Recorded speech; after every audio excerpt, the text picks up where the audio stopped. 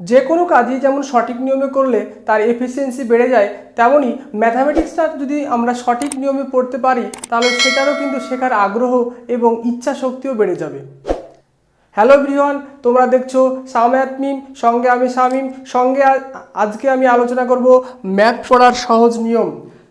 এই নিয়মটিকে আমি 3টা স্টেপে ভাগ করেছি। ফার্স্ট স্টেপে তোমরা কি করবে না, যে কোনো চ্যাপ্টার ধরো স্যার এখনও করায়নি, ধরো সেরকম একটা চ্যাপ্টার তোমরা পড়তে যাচ্ছ। ফার্স্টে কি করবে না, যে চ্যাপ্টারের ইন্ট্রোডাকশান থেকে এক্সাম্পলের আগ পর্যন্ত একবার রিডিং দেবে। রিডিং দেওয়ার পর সেখানে তোমরা যে মেন কি পয়েন্টগুলো পাবে সেইগুলো ভালো করে নোট ডাউন করবে এবং সেগুলো মনে রাখার চেষ্টা করবে, বোঝার চেষ্টা করবে।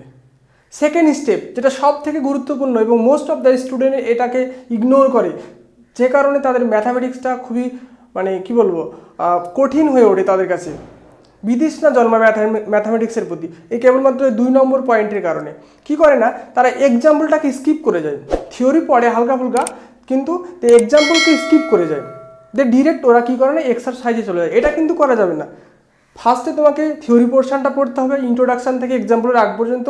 সেকেন্ডলি তোমাকে যতগুলো এক্সাম্পল আছে যেগুলো বোধগম্য হবে তোমার সেই এক্সাম্পলগুলোকে ফার্স্টে তোমাকে দেখতে হবে। কেননা এক্সাম্পলের মধ্যে কি থাকে না, যে অঙ্কগুলো কেমনভাবে করবে তুমি, তার কিন্তু অনেকটা গাইডলাইন সেখানে থেকে যায়। হ্যাঁ, তাহলে সেকেন্ড স্টেপে কী করবে, তুমি এক্সাম্পলগুলো করবে।